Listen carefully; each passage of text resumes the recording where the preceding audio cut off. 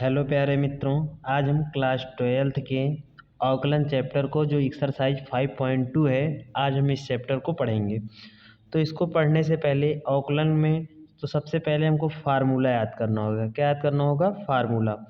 तो फार्मूला याद करने के लिए हम यहाँ पे आप लोगों को ऐसे पढ़ाएंगे कि यहीं पे फार्मूला याद करवा देंगे, घर पे याद करने की आवश्यकता नहीं पड़ेगी। ठीक, तो अगर हम बात करें अवकलन में जो हमारा सबसे पहला फार्मूला होगा, अगर हम अवकलन नाम ले लेंगे तो समझ लेना वो डी बाई डी एक्स की बात करेंगे। किसकी बात करेंगे? डी बाई डी एक्स की। तो अगर हम डी बाई डी एक्स, अब यहाँ अवकलन जानने से पहले हमको ये जानना होगा कि कांस्टेंट क्या होते हैं और वेरिएबल क्या होते हैं। ठीक, तो अगर हम कांस्टेंट की बात करें, किसकी बात करें? कांस्टेंट की।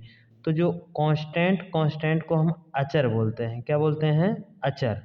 और वेरिएबल की बात करें तो वेरिएबल को हम लोग चर बोलते हैं। वेरिएबल को क्या बोलते हैं? चर बोलते हैं। ठीक, अगर हम बात करें जो कांस्टेंट होंगे वो होंगे 1 2 3 4 डॉट डॉट इनफाइनाइट, यानी नंबर्स होंगे। कांस्टेंट क्या होंगे? हमारे नंबर होंगे। और जो वेरिएबल होंगे वो ए बी सी डी होंगे, यानी ए से जेड तक जो भी होंगे वो हमारे क्या होंगे? वेरिएबल। इसको याद करने की ट्रिक, चर में कम अक्षर, ए बी सी डी में 26 अक्षर, तो इसलिए चर हो गया।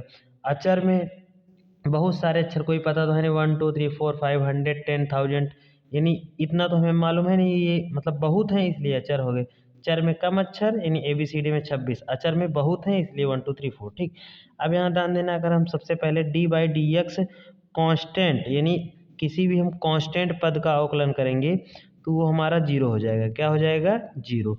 यानी अगर हम इस पे सवाल देखें तो अगर डी बाई डी एक्स, अगर बोल दें कि 5 का अवकलन क्या होगा, यानी एक्स के सापेक्ष अवकलन कितना होगा, तो इसका आंसर क्या होगा? जीरो। अगर बोल दिए कि डी बाई डी एक्स 99 का अवकलन करो, तो इसका आंसर क्या होगा? जीरो होगा। यानी अगर कोई भी कांस्टेंट पद आ गया तो उसका आंसर जो होगा वो क्या हो जाएगा? जीरो हो जाएगा। अगर हम बात करें दूसरे फार्मूले की, तो D by D x x की पावर एन, जो दूसरा फार्मूला होगा वो होगा D by D x x की पावर एन।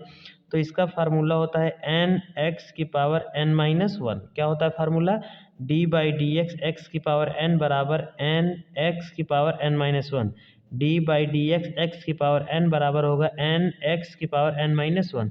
अगर हम इस पे ये टाइप का सवाल जो बनेगा वो होगा जैसे x की पावर 5 का अवकलन कीजिए। क्या कीजिए? x की पावर 5 का अवकलन। तो जो ये x की पावर 5 का अवकलन होगा वो हो जाएगा क्या? यहाँ से ध्यान देना, ये फार्मूला किसका बना है? x की पावर n का, और n के स्थान पे कितना है? 5 है। n के स्थान पे कितना है? 5। तो यानी n बराबर 5 पा गए। अब हम d by D x x की पावर n का फार्मूला याद रखेंगे, तो x की पावर n का फार्मूला होता है n x की पावर n माइनस वन।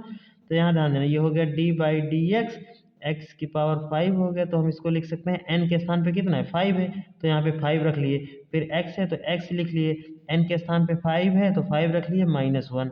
तो यहाँ ध्यान देना, अगर हम इसको और सॉल्व करेंगे तो यह जाएगा D by D x x की पावर 5 इज इक्वल टू 5 हो गया। यहाँ से x हो गया और 5 में से बन गए 4, यानी जो हमारा आंसर होगा वो कितना हो जाएगा? D by D x x की पावर 5 इक्वल टू 5 एक्स की पावर 4। इसी प्रकार अगर हम x की पावर 9 बोल दें तो ये 9 आगे चला आएगा, फिर x लिख देंगे, फिर 9 में से माइनस वन कर देंगे, तो ये हो गया 9x, और 9 में से बन गए 8 हो गया। ठीक, यानी ये यहाँ ध्यान देना।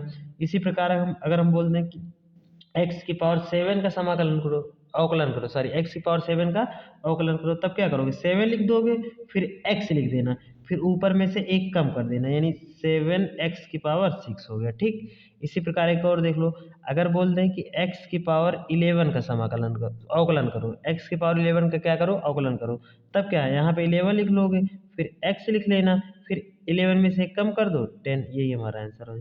यानी जो n दिया है उसको आगे लिख लो, और उसमें जो घात दिया है उसमें से एक कम कर दो। ठीक, अब यहाँ ध्यान देना, अगर हम तीसरे फार्मूले की बात करें तो डी बाई डी एक्स, अगर e की पावर x का अवकलन करेंगे तो हमेशा e की पावर x का जो अवकलन होता है वो e की पावर x ही होता है। ठीक, अगर हम बात करें D by D x sine x की, किसकी बात करें? साइन एक्स की, तो साइन एक्स का होता है कॉस एक्स। क्या होता है? अगर हम साइन एक्स का अवकलन देखेंगे तो क्या होगा? Cos x. उसी प्रकार अगर हम डी बाई डी एक्स, अगर हम कॉस एक्स का देखेंगे, किसका? कॉस एक्स का, तो जो कॉस एक्स का अवकलन होता है वो होता है माइनस साइन एक्स। क्या होता है? Minus sine x. अगर हम डी बाई डी एक्स, अगर हम टेन एक्स का देखें, किसका देखें? टेन एक्स का, तो यानी tan x का अवकलन करने पर जो होगा वो होता है sec स्क्वायर x होता है। क्या होता है? sec square x। अगर हम d बाई डी एक्स, अगर हम cot x का देखें, किसका देखें? cot x का, तो cot x का होता है माइनस cosec स्क्वायर x होगा। अगर हम d बाई डी एक्स, अगर हम sec x का, किसका यानी sec x का अवकलन देखेंगे तो होता है sec x into ten x. क्या होता है? sec x into ten x. अगर हम d by D x cosec x का अवकलन देखेंगे, किसका देखेंगे? कॉसेक एक्स का अवकलन। तो कॉसेक एक्स का अवकलन जो होता है वो होता है minus cosec X into cot X. क्या होता है? Minus cosec X into cot X होता है। ठीक, अब यहाँ ध्यान देना, अगर हम और अगला फार्मूला देखें, अगर डी बाई डी एक्स यानी अगर हमको लॉग बेस में ई का अगर हमको अवकलन करना होगा तो होगा 1/x होगा। क्या होगा? 1/x। उसी प्रकार अगर हम डी बाई डी एक्स, क्या D by D x log x का जो होगा वो 1/x होगा। अगर डी बाई डी एक्स अगर हमको अंडर रूट एक्स का अवकलन करना होगा तो वो हो जाएगा 1/2√x होगा। क्या होगा? 1/2√x। यानी अब हमको यहाँ से इतने फार्मूले याद करके रखना है। ठीक, यानी अगर हम D by D x constant का करेंगे तब वो हो जाएगा 0। अगर D by D x x की पावर n का फॉर्म बनेगा तो होगा एन एक्स की पावर n माइनस वन होगा। क्या होगा? एन एक्स की पावर n माइनस वन होगा। अगर e की पावर x का हम अवकलन करेंगे तो e की पावर x होगा। साइन x का अवकलन करेंगे तो cos x होगा। cos x का अवकलन करेंगे तो माइनस साइन x होगा। tan x का अवकलन करेंगे तो वो हो जाएगा sec स्क्वायर x। और काट x का जब हम अवकलन करेंगे तो ये हो जाएगा माइनस cosec स्क्वायर x। अगर हम sec x का अवकलन करेंगे तो sec x into ten x हो जाएगा। अगर हम cosec x का अवकलन करेंगे तो minus cosec x into cot X हो जाएगा। और log x का करेंगे तो 1/x हो जाएगा। और अगर log D by D X under root X का अवकलन करेंगे तो हो जाएगा 1/2√x। यानी हमको इतने फार्मूले याद करके रखने हैं। ठीक, तो अभी हम तुरंत हमारे साथ याद कर लो। बोलो x की पावर n का अवकलन करने पर होगा n x की पावर n माइनस वन। क्या होगा? n x की पावर n माइनस वन। बोलो हमारे साथ, x की पावर n का अवकलन करने पर n x की power n minus one, n x की power n minus one, n x की power n minus one, n x की पावर n माइनस वन। ई की पावर x का e की पावर x, e की पावर का क्या होगा? x होगा। e की पावर x का अवकलन क्या होगा? e की पावर x होगा। अब यहाँ ध्यान देना, e की पावर x का चाहे हम अवकलन करेंगे और चाहे समाकलन करेंगे, दोनों क्या होगा? e की पावर x ही होगा। यानी e की पावर x का हम अवकलन करेंगे तो वो क्या होगा? e की पावर x ही होगा। ठीक, अब यहाँ ध्यान देना, साइन x का cos x, साइन x का cos x। अब यहाँ ध्यान देना, cos x का क्या होगा? Minus sine x, cos x का minus sine x, cos x का क्या होगा बउआ? Minus sine x।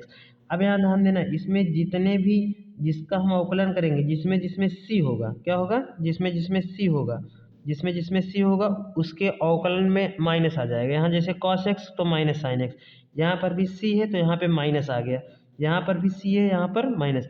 यानी जिसका हम अवकलन करेंगे उसमें जो c होगा, c से पहला अक्षर होगा उसमें माइनस लगेगा, जो c होगा उसमें माइनस लगेगा। cosec x का minus cosec x into cot X. अब यहाँ ध्यान देना, साइन x का क्या हुआ? cos x, साइन x का cos x, साइन x का cos x, cos x का अवकलन minus sine x, cos x का अवकलन minus sine x, cos x का अवकलन minus sine x, tan x का अवकलन sec square x, tan x का अवकलन sec square x, tan x का अवकलन sec square x, cot x का अवकलन minus cosec square x, cot x का अवकलन minus cosec square x, cot x का अवकलन माइनस cosec स्क्वायर x। फिर sec x का क्या हो जाएगा? sec x into ten x, sec x into ten x. sec x का अवकलन क्या होगा? sec x into ten x, sec x का अवकलन क्या होगा? sec x into ten x. फिर cosec x का अवकलन क्या होगा? cosec x into cot x, cosec x का अवकलन minus cosec x into cot x, cosec x का अवकलन क्या होगा? Minus cosec x into cot x, log x का 1/x, log x का अवकलन 1/x, log x का अवकलन 1/x। फिर यहाँ ध्यान देना, अगर हम अंडर रूट एक्स का अवकलन करेंगे तो हो जाएगा 1/2√x। क्या हो जाएगा? 1/2√x। अब 1/2√x, एक बार फार्मूला हमारे साथ बोलो फिर याद हो जाता है कि अगर हम D by D x constant का करेंगे तब होगा 0, यानी x के रिस्पेक्ट में करेंगे, यानी x के परिवर्तन से, तो यहाँ पर अगर x नहीं रहा उसके साथ तब उसका क्या हो जाएगा? 0। यानी अगर हम बात करें कि डी बाई डी एक्स अगर हम 52 का अवकलन करेंगे तो ये क्या हो जाएगा? 0 हो जाएगा। लेकिन अगर बोल दिए कि हम 52x का अवकलन करेंगे, किसका? 52x का, तो x के रिस्पेक्ट में, तो यहाँ ध्यान देना ये सबसे पहले हम इसको y मानेंगे, फिर यहाँ ध्यान देना x के सापेक्ष अवकलन करेंगे। क्या करेंगे? x के सापेक्ष अवकलन करने पर, x के सापेक्ष जब हम अवकलन करेंगे, x के सापेक्ष अवकलन करने पर, अब यहाँ ध्यान देना जब हम x के सापेक्ष अवकलन करेंगे तो डी बाई डी एक्स इधर भी हो जाएगा और डी बाई डी एक्स इधर हो जाएगा, यानी 52x। अब यहाँ ध्यान देना ये बन गया हमारा D Y by D X हो गया, और यहाँ ध्यान देना जब हम D by D x 52x का करेंगे तो यहाँ से 52 कांस्टेंट हो जाएगा और डी बाई डी एक्स क्या हो गया? x हो गया, और D by D X x जब हो गया तो ये D Y by D X is equal to 52। अगर D by D x X के सापेक्ष करेंगे तो इसका मान कितना आएगा? 1 आ जाएगा। तो यानी D Y by D X का मान कितना आ गया? 52 आ गया। कितना आ गया? 52 आ गया, यानी डी वाई बाई, यहाँ से हम D Y by D X का जो मान निकालेंगे वो कितना आ जाएगा? 52 आ जाएगा। ठीक, यानी यहाँ से हमको एक फार्मूला और मिला कि अगर डी बाई डी एक्स अगर हम एक्स के रिस्पेक्ट में करेंगे तो केवल एक्स रहा तो उसका जो अवकलन होगा वो कितना होगा? 1 होगा। अब ये कैसे होगा देखना, हम निकाल दे रहे हैं। ठीक, यानी x की पावर x का हमको अवकलन करना है तो सबसे पहले हम इसको क्या मानेंगे? y मानेंगे, y बराबर x। फिर यहाँ ध्यान देना x के सापेक्ष अवकलन करेंगे तो x के सापेक्ष अवकलन करेंगे तो x के सापेक्ष अवकलन करने पर ठीक। अब यहाँ ध्यान देना जब हम x के सापेक्ष अवकलन करेंगे तो यहाँ से x की पावर 1 बाई 1 लिख सकते हैं। ठीक, अब यहाँ ध्यान देना यहाँ से n का मान कितना पाए? 1। क्या पाए? 1। तो d by D x left hand में y बराबर d by D x x की पावर 1 हो गया। अब यहाँ ध्यान देना ये हमारा फार्मूला क्या बन गया? D Y by D X is equal to D by D x x की पावर n, तो फार्मूला होगा n एक्स की पावर n माइनस 1। तो D Y by D X is equal to 1 हो गया, और 1 से 1 कैंसिल और 0, यानी x की पावर 0। और यहाँ से हम जानते हैं कि D Y by D X is equal to 1।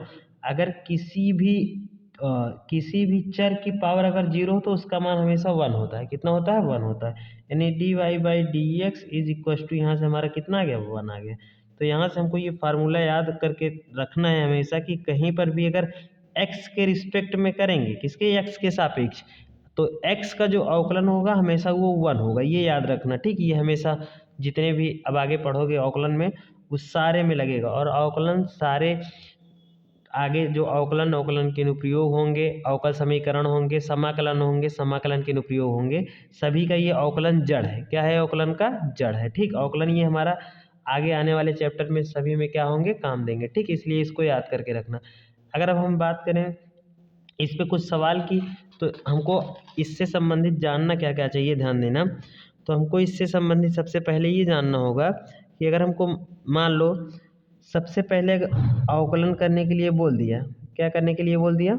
अवकलन करने के लिए, तो हमको 3 स्टेप याद रखना है। सबसे पहला जो स्टेप होगा वो हम y बराबर मानेंगे, जो हमको y बराबर समीकरण को मानेंगे। किसको? जो समीकरण होगा उसको हम y बराबर मानेंगे। ठीक, पहला काम हमारा ये होगा।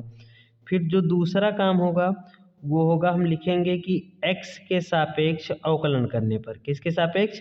अगर x के बोलेगा तो x के, y के बोला तो y के। ठीक, दूसरा काम होगा x के सापेक्ष अवकलन करने पर, x के सापेक्ष अवकलन करने पर। ठीक, दूसरा काम हमारा क्या हुआ? x के सापेक्ष अवकलन करने पर। ठीक, फिर अगर हम बात करें तीसरा, किसकी बात करें? तीसरे स्टेप की, तो d बाई डी एक्स दाएँ पक्ष में भी, d बाई डी एक्स दाएँ पक्ष में भी, और d बाई डी एक्स बाएँ पक्ष में भी, d बाई डी एक्स बाएँ पक्ष में भी। ठीक, d बाई डी एक्स दाएँ पक्ष में भी और d बाई डी एक्स बाएँ पक्ष में भी लगाएंगे। ठीक, किसमें? दाएँ पक्ष में भी और बाएँ पक्ष में भी क्या लगाएंगे? D by D X. अब यहाँ कन्फ्यूजन हो कि बायां पक्ष कौन सा होता है और दायां पक्ष, तो ध्यान देना ये हमारा हाथ है, ये बायां हाथ हुआ और ये दायां हाथ, तो ये दायां पक्ष हुआ और ये बायां पक्ष हुआ। ठीक, इसको याद रखना। फिर हमारा जो चौथा काम होगा वो होगा क्या? कि D Y by D X, जो चौथा काम होगा D Y by D X बाएँ पक्ष में आ जाएगा। D Y by D X किधर आ जाएगा? बाएँ पक्ष में। तो ये अवकलन के आ जाएगा। ठीक, तो ये अवकलन के कुछ नियम है, ये अवकलन के कुछ नियम है, इसको याद रखना। ठीक, यानी हर एक सवाल में ये स्टेप लगेंगे। अवकलन का ये नियम है। ठीक, यानी अवकलन नियम या तरीका है। ठीक, अब यहाँ ध्यान देना, अब अगर हम इस पे सवाल लेके बात करें, तो अगर हम बात करें कि x की पावर, हम पहली सवाल की बात करें कि x की पावर 12 का अवकलन ज्ञात कीजिए। x की पावर 12 का क्या ज्ञात करना है? अवकलन ज्ञात करना है। अब यहाँ ध्यान देना, जब हम x की पावर 12 का अवकलन ज्ञात करेंगे, ज्ञात करो। ठीक, अब यहाँ ध्यान देना, जब हम इसका x की पावर 12 का अवकलन ज्ञात करेंगे, तो सबसे पहले हम क्या पढ़ के आए कि पहला जो हमारा काम होगा वो y बराबर मानेंगे, तो यानी y बराबर x की पावर 12 हो गया। y बराबर क्या हो गया? x की पावर 12, पहला काम हो गया। अब दूसरा काम क्या कि x के सापेक्ष अवकलन करने पर लिखेंगे। ठीक, तो x के सापेक्ष अवकलन करने पर, x के सापेक्ष अवकलन करने पर, x के सापेक्ष अवकलन करने पर, बोलो हमारे साथ, x के सापेक्ष अवकलन करने पर। अब यहाँ ध्यान देना, जब हम x के सापेक्ष अवकलन करेंगे, दूसरा हमारा काम हो गया। अब तीसरा क्या बोल के आए हैं कि डी बाई डी एक्स दाएँ पक्ष में भी और डी बाई डी एक्स बाएँ पक्ष में भी लगाएंगे। तो यहाँ ध्यान देना, डी बाई डी एक्स बाएँ पक्ष में हो गया, इधर y है तो y लिख लो, और डी बाई डी एक्स दाएँ पक्ष में हो गया, इधर x की पावर 12 है तो x की पावर 12 लिख लो। यहाँ तक कोई दिक्कत नहीं ना। अब यहाँ ध्यान देना, फिर क्या बोले कि D Y by D X बाएँ पक्ष में आ जाएगा, तो यहाँ ध्यान देना, ये हो गया D Y by D X. अब हम इसको पढ़ेंगे क्या कि y का x के सापेक्ष अवकलन करने पर, क्या y का x के सापेक्ष अवकलन करने पर, यानी जो नीचे रहेगा वो सापेक्ष में बोला जाएगा, जो नीचे रहेगा वो किस में बोला जाएगा? सापेक्ष में।